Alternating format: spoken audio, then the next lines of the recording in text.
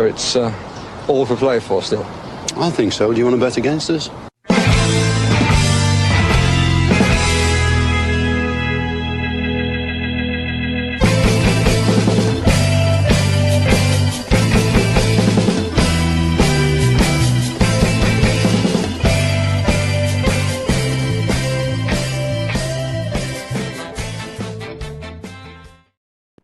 Hello, Aston Villa fans, and welcome to For the Love of Paul McGrath podcast. And yeah, look, I'm going to say I was early, but also still simultaneously late to the party with regards to the Alysson stuff that broke last night. But I did do a podcast on him about 4 weeks ago, I think maybe 5 weeks ago, and on a spurious link where they mentioned that we had sent scouts to see both himself and Cow George from Cruzeiro. And I did a podcast then because I thought that was really interesting. I thought it was really specific, and I thought that the person who had obviously mentioned that was obviously given some information based on the fact that they were naming these players specifically. Fast forward 5 weeks later, and it seems like that has come to fruition because it is now being reported that Aston Villa have agreed a deal to sign forward to sign forward Alysson, who's 19 years of age, from Grêmio for 12 million euros plus 2.5 million euros in add-ons, and he will travel to Birmingham at the turn of the year to take medical exams and sign a contract. And this is all stemming from Jacob Tanswell's piece yesterday saying we were exploring a deal, and then obviously in Brazil then today it's become common knowledge, and in Brazil it's being mentioned about as being a done deal, which is great to see. You know, it's great to see Villa coming in, wrapping up deals a small bit early, and hopefully we'll be able to steal a march and sign players that we obviously need to sign, because we do need a small bit of an impetus or an injection into this team in January. Now, let's talk a small little bit about Alysson. I feel like I'm very over to one side in this podcast today. I made a bit of a change around in my setup, and I don't know, I'm a bit off center. So let's talk about the player himself. And you know what? I'm going to be very, very honest. I did a piece on him, as I said, 5 weeks ago. I'd watched, I think, 3 games of his at the time. And I've gone back and I've watched quite a bit more yesterday. I think, you know, all in all, I think I've watched about 400, what we call phases of play he had with the ball. So I was actually able to find the treasure trove of his, even prior to when he played for the senior team, for his time with Grêmio under 20s. I watched actually a full game of his Grêmio under 20s versus Bahia under 20s, and he played really well in that. And it was just interesting because it's not often that I get a chance in a short space of time to go and do an initial look and then come back and look at somebody and then kind of change my mind on a couple of things that I said about him 5 weeks ago. And I think that's fair to say. I think it's fair to bring up because at the time when I'd watched essentially just clipped up a curated video montage of his that I looked for on Y-Scout, and I was able to see it. I saw a couple of things. I probably saw his almost like his highlight reel, which is fine, which is grand. And I think on further investigation, I've gotten a bit of a different feel for him. At the time, I mentioned that I thought that he might have had this pace that we were looking, this outright pace that we were looking for on that right hand side. Now I'm not so sure from watching it a small bit more. And this isn't a negative. Don't get me wrong. I know people will look and think that this is a negative, but he's got this brilliant kind of cruising speed. Is what I would describe him as. So for you, those of you who don't know who he is, he's a right-sided, left-footed winger / wide midfielder. He's obviously very young. He's only really kind of started to cut his teeth in the Brasileiro Serie A at the moment. Playing for Grêmio, finished 9th in the league, in the Brazilian league. He scored 1 goal and had 2 assists. I think a lot of people, when they look at him, they've looked at him and said, "Oh, he's only got 1 goal and 2 assists. He can't be great." I've watched and I've spoken to a couple of people that watch a lot more Brazilian football than I do, and they say he's not your typical Brazilian winger. When I watched his stuff earlier on in the year, I saw some flair plays. But then when I watched him on a more consistent basis, as I say, I watched about 400 interactions he had. When I say that, like I watched I'm not going to watch a full game of his when I want to see it. So like the great thing about having Y Scout and stuff like that is you can curate a package. You can see X amount of time before and X amount of time after he touches the ball to see positioning wise and all that kind of stuff. So brilliant tool, bloody expensive, but brilliant tool. And I watched about 400 of those, and I got a bit of a different feel to him. Very direct runner. I've seen a lot of people say that he's like Morgan Rogers. I've seen a lot of people say he's like Leon Bailey. Seen people say he's like Rivaldo. I disagree with all of them. Other than the Morgan Rogers thing, from he's 6'1", and he's got this languid kind of running style, which means like Morgan Rogers has high cruising speed too. So like when he gets up to speed, he can maintain that speed, and like people aren't going to really catch him. And that's what this guy is like as well. He doesn't have the Leon Bailey pace. That's why I'm bringing those two analogies there. Very, very industrious player. I think I said that. I actually said that at the time. Like a really good, hard-working grafter of a player. Will get his nose dirty if needs be. And essentially, what I came up with my comparison to him for him is James Milner, and I bloody love it. I bloody love it. And the reason that I love it is James Milner. A lot of people may forget what James Milner was like when he was with Aston Villa #1. I know he played more essentially for a lot of that time period. But when James Milner was first starting off, he was this really hard-working winger who then moved his game infield. And then obviously he's had amazing longevity and he's played in tons and tons of different positions. And I see this guy is going to be somebody who's obviously starting on that right wing at the moment.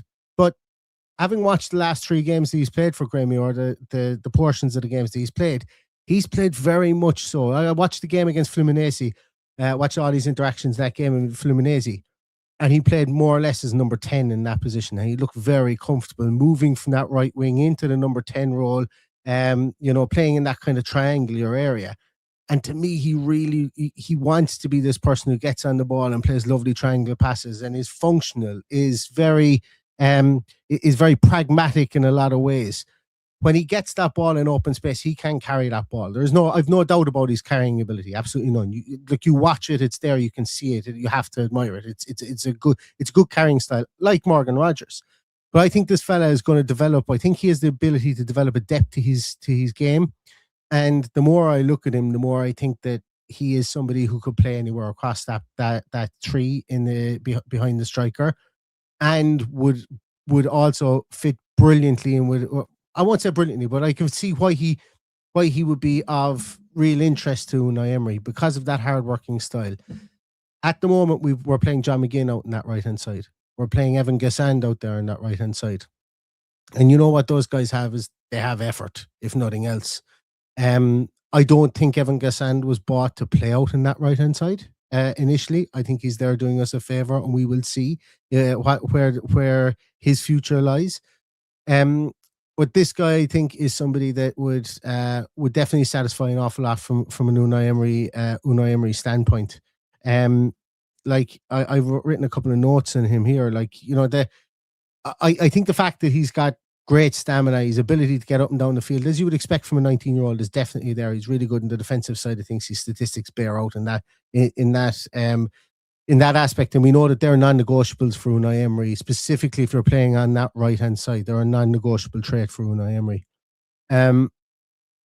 And I think that, the fact that we look to press specifically in that area, especially when we've got John McGinn in there, and allowing an extra player to then move forward and press the opposition centre-back, he would be very, very adept in doing that. And you see him do that for Grêmio anyway. It bounces off the page, and you see him whether he's either playing as a 10 or as a right-sided midfielder as well. He provide that level of energy, I think, up top there as well. He seems to be a very tactically intelligent player. Like, I suppose more like positionally disciplined, I suppose, more so than anything else. And we know Unai Emery absolutely adores that. For somebody who's so young, that's why I call him pragmatic. When you're looking at Brazilian wingers, you're seeing them take huge chances. And in his highlight reel, if you were to look at it, you're going to see there are some aspects that make it look like that's what he does. I find from the longer watch I had him, I think he is way more pragmatic than a lot of Brazilian midfielders might be. Like the It's mad. The two people who spring to mind when I watch him are two incredibly unsexy footballers, and I don't care because they're two brilliant footballers who made a lot of teams better. It made almost every team they played in better. That's James Milner and someone like a Dirk Kuyt. Like nobody is going to be going Dirk Kuyt Golden Boot winner, Dirk Kuyt Ballon d'Or winner, or anything like that. But he's an incredibly functional and good footballer. You know, at the top of his game, Dirk Kuyt was like he was a nuisance out there on that right hand side. And I think, you know, if you can translate something like that, and that's what I that's the feel I get for this guy there as well. And I know not a lot of people will have those comparisons for him. But I think that they're adept, and I think that they work really well in the Premier League, and that's the beauty of why I'm enjoying seeing those two types of players and those two types of traits in this player, is because we know that type of player works in the Premier League, and it works seamlessly, and it elevates the team.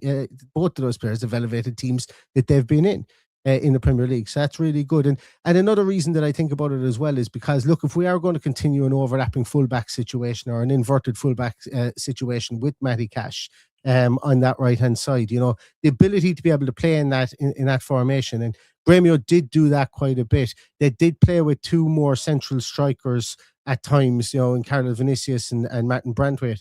They played with those guys there, and having somebody who was able to cross the ball in, as Alysson is able to do, and also work with an inverting or an overlapping fullback like he did at Grêmio as well, is really important for him. It helps him as a young player, and I think Matty Cash has shown that he's gotten better at that this year. He's been given more license to go forward, specifically to invert this year, and I think that would work well with him as well. So that application into an Unai Emery system could work too. But for me, I think there's also a couple of other caveats with this guy here. I don't expect him to come in January and play quite a lot this year, and that's two reasons for that. It's an Unai Emery thing. He doesn't bring in young players and play them an awful lot. He did with Morgan Rogers, yes, and hopefully I'm wrong in that aspect. But I wouldn't be surprised to see this fella sign and maybe go on loan, like we've shown that we've done with Kostin Nedeljkovic, we've done with Aston Özcan, all those two young kids.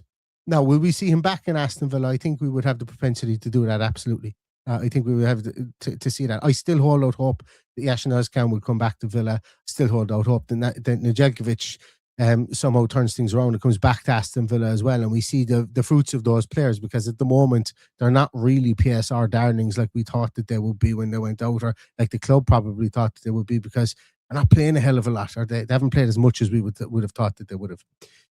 Whereas this guy coming in, I think I'd be interested to see if they keep him around. I will be interested to see if they do keep him around, or if they loan him out for half a season and then get him back in. And that's not what people want to hear.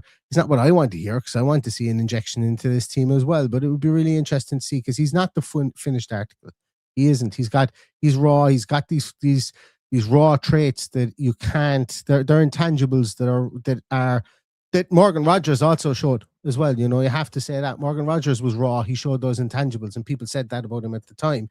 I'm not just trying to make this into he's playing this safe when I speak about him, but when you see what he's put on tape, he's very much in the functional and function over form kind of bracket. He seems like he's got a really strong head in his shoulders. I've got no reason to believe that he doesn't, but from a tactical and positional discipline point of view, that's what I tend to see. And it's going to be really interesting to see what the sea change is now from Monchi, who came in and whether it was his idea to sign some younger players, see if we could improve their value from a PSR point of view. And the Nedeljkovic, the Angels Garcias, the Aston Özcan. We know that there are talented footballers, young footballers. We brought them in. We're not seeing them.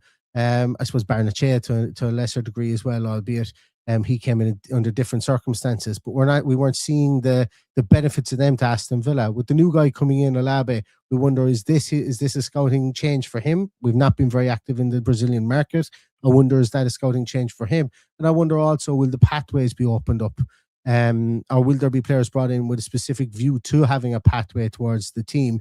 I presume that would be something that Unai Emery would have the ultimate say on, obviously, within the team. But it will be interesting to see what the sea change is there. But for this guy, once again, just in case you guys haven't seen it previously, I'll pop up his metric analysis here. He's kind of like data analysis here, because like when we see it here, it really pops off. And everybody has talked about this since we've been linked with him yesterday. But this is exactly the same stat sheet that I put up whatever 4 or 5 weeks ago when I did a scouting analysis, and I haven't changed it because the numbers haven't changed that drastically, to be honest with you. But he is very, very functional player. He is a very functional player. He's able to carry that ball. He's a very good out ball. You can see actually Graham Mayo look for him for that out ball, specifically to stretch teams. He doesn't have latent pace like a Leon Bailey, as I said, but once he gets up his long, languid running style, he's got good cruising speed, as I mentioned previously. It's something that you can see on tape as well, and he covers quite a lot of ground. But when we look at it here, the numbers shout that he is good in defense, and he is, and you can see it. He's not afraid to roll up his sleeves and get his hands dirty in that aspect. So that I think Unai Emery will absolutely love him from that point of view. At the moment, he's a huge projection. He's a big projection at this moment in time. But a projection whereby you can see excitement, and you can see certainly potential. And the reason I say that is because, like, the two players that I see when I look at him, the two players that won't be sexy players, and people will disagree with me, but I absolutely fully okay with that, are two players that have worked in the Premier League and that had longevity in the Premier League, or had longevity, I suppose, in the sport at the top level. And that's kind of what I'm looking for in an Unai Emery player now. I'm looking for somebody who has that longevity, who's going to be able to come in and be functional. A lot of the players we have, like, are functional players. There's no way around it. And if this guy can come in here and add to that pot of players that we have, if he can maybe, if his initial role is to come in with an aging John McGinn playing out in that right-hand side, if he's to come in here and supplement his work rate, and he comes in, he works as hard as him or even harder, maybe takes on that mantle on that right-hand side, maybe he does progress into that number 10 player that I think that he maybe could do, into a more central player, because of the way that he just loves to play short passes as well. I don't know, do you negate his carrying ability if you put him in there? But then again, the same could probably be said for Morgan Rogers in that instance. So does he progress in there? There's a high potential that he could do. Also, the flexibility of being able to move him in and out of there and move him around that back three must be tantalizing to anybody as well, given his athletic attributes as well that he's got. So I can definitely see why Unai Emery wants to look at him. I can definitely see why Villa will be bringing a player in like this. I'm just really intrigued to see, and nearly outside of Rashford and Asensio, outside of John Duran, a lot of the players specifically of this age group, well, actually outside of John Duran, really, I would imagine, and Andres Garcia, and his tenure lasted like seven games, and he's kind of become the forgotten man of Aston Villa football at the moment. But the introduction of younger players into the squad, they don't seem to get an awful lot of game time. So I'm not expecting this guy to come in and to be the white knight for this January transfer window. But I do see why they will bring somebody in like this, because of his future potential. It's a 5.5-year contract, it seems to be, and I could certainly see the benefits of bringing in a player like this. Before anybody, I haven't come to your comments yet. I'm going to come to them in a moment, but I'm certainly not down on this player. I do like this player. I really, really do. I love what he brings to an Unai Emery setup for sure, 100%.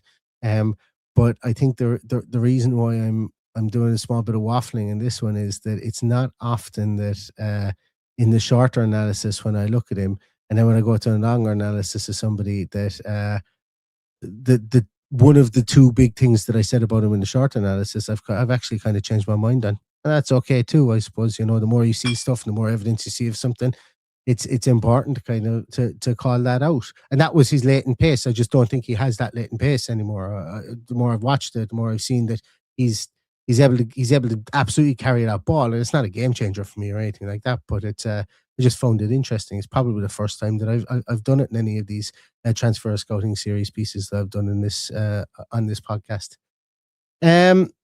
Right, I'm going to come to some of your comments here. Where are we? Richie Ryan says, must have something about him. Played 31 games out of 38 in the league. Absolutely, 100%.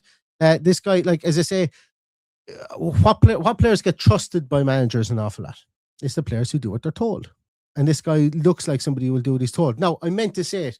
There's one huge caveat with regards to this guy. I think, from memory, and correct me if I'm wrong, I think he's only played 90 minutes twice for Grêmio. I could be wrong on that. No, correct me if I'm wrong on that. I think he's played minimum amounts of 90 minutes. But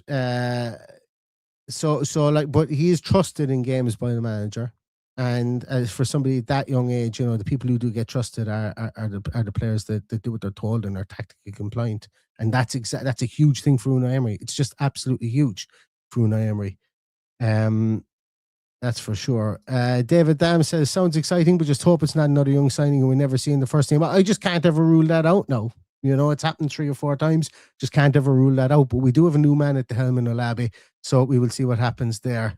Where else are we? So Richie Ryan asks, what's his preferred position? Well, the position he's played the most is from the right. But the last 2 or 3 games, I think even going back as far as the game he played against Internacional, so they played Sporting Recife, Fluminense. I watched both of those. I watched the Internacional game. And in all of those games, he was drifting inside into the number 10 role as well. Now, he was obviously the outball first and foremost on that right-hand side, but he was inverting, allowing fullbacks to come forward as well to create that extra attacking player, I suppose, when they were in control in that area. And he was well able to pass that ball around.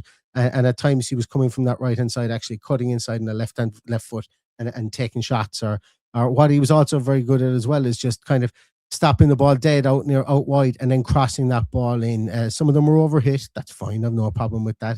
But he was well able to cross that ball as well and put in a cross with a lot of whip in it from further back in the field too. It's just something that I like to say.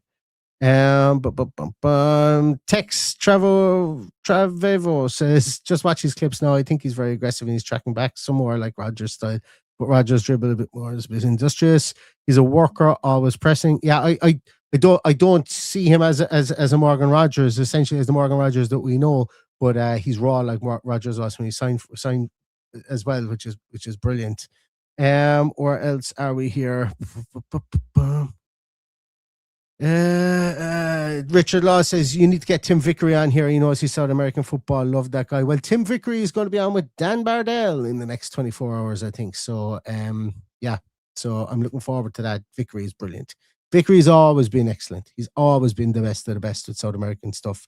I could listen to him all day long. I've never interviewed him, but definitely on the bucket list. But I did a bit with Dan this morning, Dan Bardell, on Basel.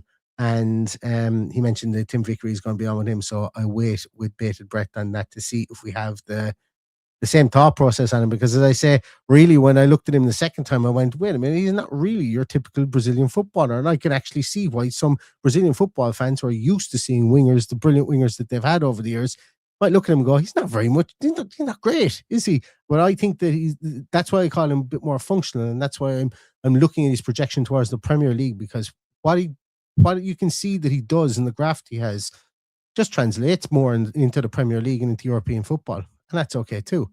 Where else are we? Bertie asks, we need someone on the right who can cross a ball. He can definitely cross a ball, that's for sure.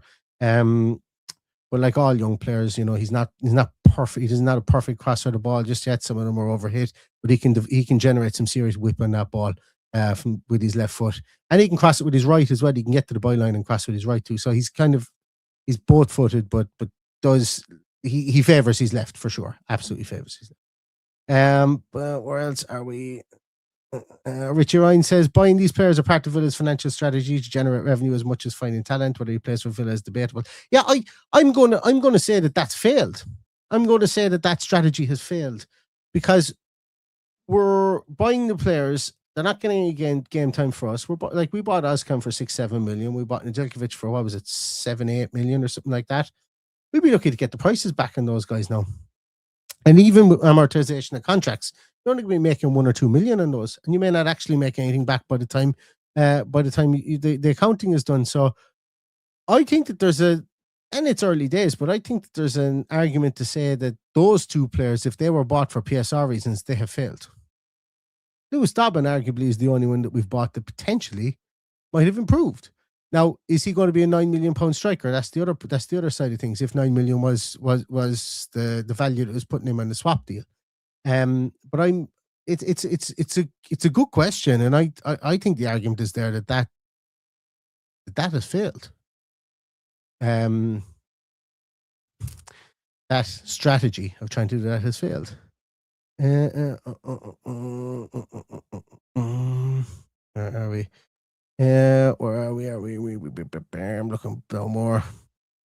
Richard says this must have been the pipeline for a few weeks. He definitely will have enjoyed watching Villa beat Arsenal. Going to be tough for him. Prem is the toughest league in the world.